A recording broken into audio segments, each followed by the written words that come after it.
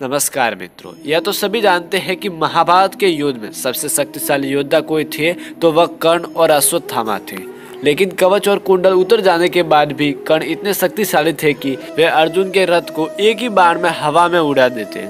लेकिन ऐसा हो नहीं सका। दरअसल युद्ध में एक दिन कर्ण और अर्जुन आमने सामने थे। दोनों के बीच घमासान युद्ध चल रहा था।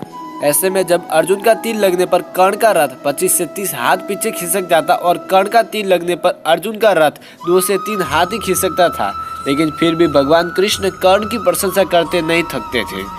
ऐसे में अर्जुन से रहा नहीं गया और उसने पूछ लिया कि हे माधव, आप मेरी शक्तिशाली प्रहारों की बजाय उसके कमजोर प्रहारों की प्रशंसा कर रहे हैं, ऐसा क्या कौशल है उसमें?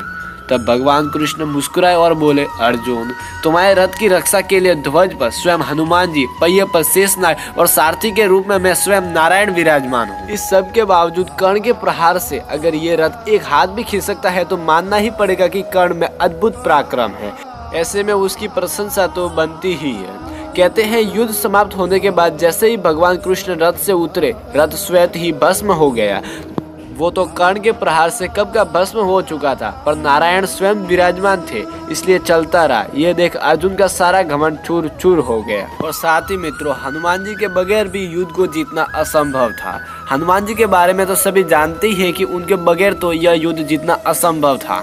हनुमान जी से पांडवों की मुलाकात वनवास के दौरान गंधमादन पर्वत पर हुई थी। मान्यता अनुसार भीम और हनुमान दोनों भाई हैं, क्योंकि भीम और हनुमान दोनों ही पवन देव के पुत्र हैं। श्री कृष्ण की युक्ति के अनुसार हनुमान जी से पांडवों ने जीत का आश्वासन ले लिया था। इसी के चलते वे युद्ध में अर्जुन के रथ के ऊपर ध्वज में विराजमान हो गए थे। एक दिन अर्जुन अकेले वन में विहार करने गए। घूमते घूमते वे रामेश्वर चले गए, जहां उन्होंने श्री राम जी द्वारा बनाया गया राम सेतु उन्होंने देखा। यह देखकर अर्जुन ने कहा कि उन्हें सेतु बनाने के लिए वानरों की क्या जरूरत थी, जबकि वे खुद ही सर्वश्रेष्ठ धनुर्धर थे। उनकी जगह मैं होता तो यह सेतु बाणों से बना देता। यह सुनकर हनुमान जी ने कहा कि बाणों से बना सेतु एक भी व्यक्ति का भार झेल नहीं सकता। तब अर्जुन ने कहा कि यदि मेरा बनाया सेतु आपके चलने से टूट जाएगा तो मैं अग्नि में प्रवेश कर जाऊंगा। हनुमान जी ने कहा, मुझे स्वीकार है, मेरे 2 चरण ही इसने झेल लिए तो मैं हार स्वीकार कर लूंगा। तब अर्जुन ने अपने प्रचंड बाणों से सेतु तैयार कर दिया। लेकिन जैसे ही सेतु तैयार हुआ, हनुमान ने विराट रूप धारण कर लिया।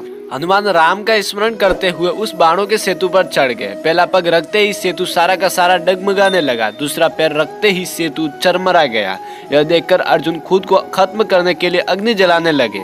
तभी भगवान श्री कृष्ण प्रकट हो गए और उन्होंने अर्जुन से कहा कि वह फिर से सेतु बनाए, लेकिन इस बार वे श्री राम का नाम लेके सेतु बनाए, जिससे वह नहीं टूटेगा। दूसरी बार सेतु के तैयार होने के बाद हनुमान फिर से उस पर चले, लेकिन इस बार सेतु नहीं टूटा।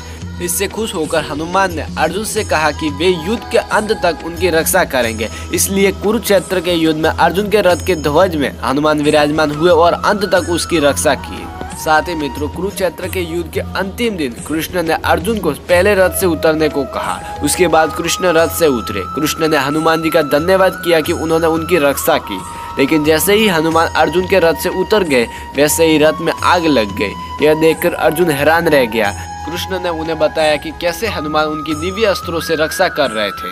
तो फिर मित्रों, ये था आज का हमारा वीडियो। आशा करता हूँ कि आपको हमारा ये वीडियो पसंद आया होगा। तो कृपया हमारे इस वीडियो को लाइक, कमेंट, शेयर और हमारे कर्मयोगी चैनल को सब्सक्राइब करना बिल्कुल ही ना भूलें। तो फिर चलिए मित्रों, आज के लिए इतना ही। फिर मिलते हैं अगले वीडियो के साथ में।